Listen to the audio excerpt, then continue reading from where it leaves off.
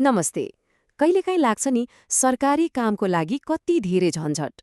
तर के होला यदि यो सबै प्रक्रियाको जालबाट निस्किएर हाम्रो सार्वजनिक सेवा साँच्चै नागरिक मैत्री बन्यो भने?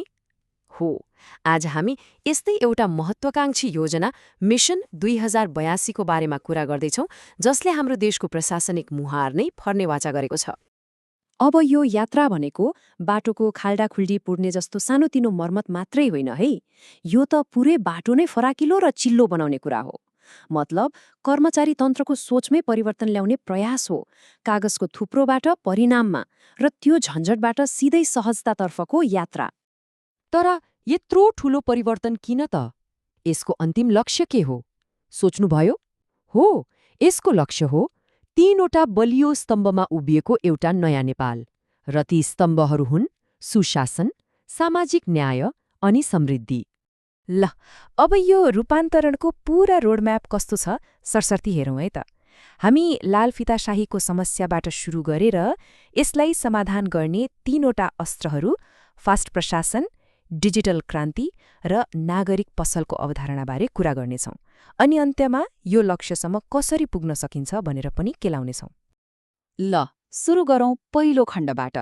आखिर मिशन 82ले समाधान गर्न खोजेको खास चुनौती, त्यो जड समस्या चाहिँ के हो त? पहिले त्यही बुझौँ।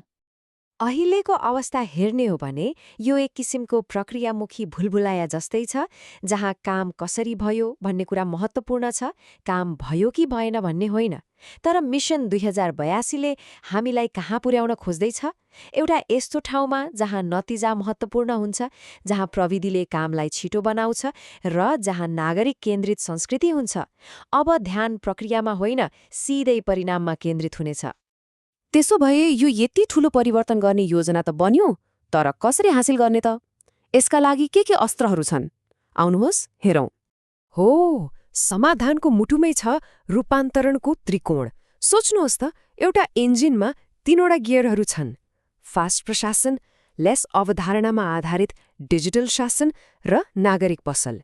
यी 3वटै गियर एक आपसमा जोडिएका छन् र यिनीहरू मिलेरै परिवर्तनको शक्तिशाली इन्जिनलाई चलाउँछन्। ल, अब त्यो इन्जिनको पहिलो र सबैभन्दा महत्त्वपूर्ण गियरबारे कुरा गरौँ, फास्ट प्रशासन। यो के हो र यसले कसरी काम गर्छ? फास्ट, यो कुनै गाडीको गति मात्रै होइन, यो त हाम्रो प्रशासनलाई चुस्त बनाउने नयाँ मन्त्र हो। यसको पूरा रूप हो फ्ल्याट, अजाइल, स्ट्रिमलाइन्ड एन्ड टेक्नोक्राट्स ड्रिभन।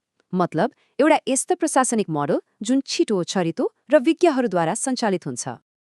ल, अब यो फास्टको हरेक अक्षरलाई फुटाएर हेरौँ है।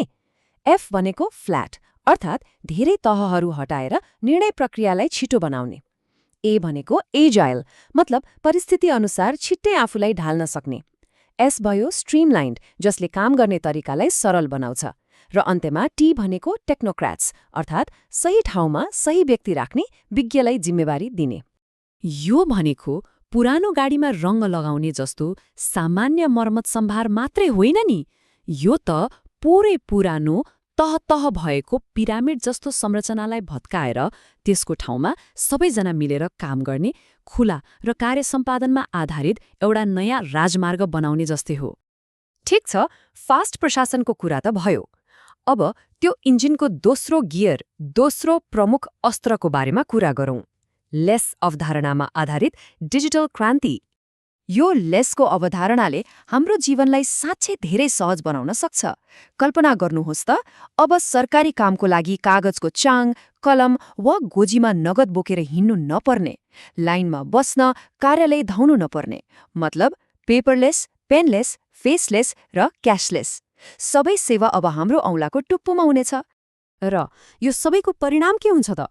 एउटा यस्तो ई-गभर्नेन्स इकोसिस्टम बन्छ जसको केन्द्रमा सधैँ नागरिक हुन्छन्, जहाँ आर्टिफिशियल इन्टेलिजेन्सको प्रयोग हुन्छ, तथ्याङ्कको आधारमा निर्णय लिइन्छ र प्रविधिले हरेक सरकारी अन्तर्क्रियालाई एकदमै सरल र झन्झटमुक्त बनाइदिन्छ। ल, अब पालो आयो त्यो रूपान्तरणको त्रिकोणको तेस्रो र अन्तिम टुक्राको। यसले नागरिक र सरकार बीच भेट हुने भौतिक ठाउँ, अर्थात् सरकारी कार्यालयलाई नै पुरै बदल्ने कुरा गर्छ। एकछिन कल्पना गरौँ त, अब सरकारी कार्यालयहरू कुनै शासकको अड्डा जस्तो होइन, बरु कुनै आधुनिक कर्पोरेट अफिस वा ग्राहकलाई स्वागत गर्ने नागरिक पसल जस्तो हुनेछन्। कस्तो होला? यहाँ हेर्नुस् त, यो परम्परागत अलि भ्रामक देखिने कार्यालय र अर्कोतर्फ यो नयाँ, खुला अनि स्वागतयोग्य नागरिक पसल बीचको फरक कति स्पष्ट छ। यो खाली टेबल कुर्सीको डिजाइन मात्रै फेरिएको होइन, यो त सेवाप्रतिको सोचमै आएको एउटा ठूलो परिवर्तन हो। अनि यो नयाँ नागरिक पसल चल्ने केही सिद्धान्तहरू पनि छन्, जसलाई TPRP मोडल भनिन्छ। यसको अर्थ हो सेवा पारदर्शी हुनु पर्यो, सबैको सहभागिता हुनु पर्यो, अनुमान गर्न सकिने हुनु पर्यो अनि जिम्मेवार र जवाफदेही पनि हुनु पर्यो। ल, हामीले 3वटा शक्तिशाली रणनीतिहरू त हेर्यौं, तर अब प्रश्न उठ्छ, यी सबै मिलेर आखिर त्यो राष्ट्रिय लक्ष्यसम्म कसरी पुगिन्छ त? हो, यो एउटा समीकरण जस्तै हो। जब फास्ट प्रशासन, लेस अवधारणाको डिजिटल शासन र नागरिक पसल एकै ठाउँमा मिल्छन्, तब त्यसको नतिजा निस्किन्छ सुशासन, सामाजिक न्याय र समृद्धि। यी 3वटै रणनीति मिलेरै त्यो राष्ट्रिय लक्ष्य साकार हुने हो।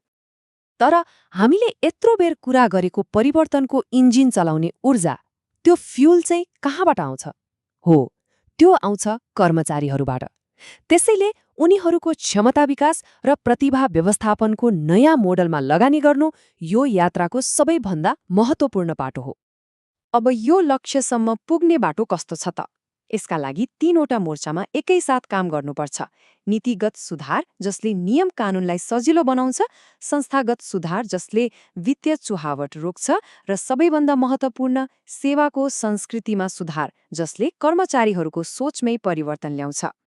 यसले हामीलाई एउटा गहिरो प्रश्नको अगाडि ल्याएर उभ्याउँछ कि यो परिवर्तन भनेको खाली बाहिरी संरचना फेर्ने कुरा मात्रै हो कि भित्री संस्कार नै बदल्ने कुरा हो? के नयाँ प्रविधि र प्रणालीहरूले मात्रै पुग्छ त?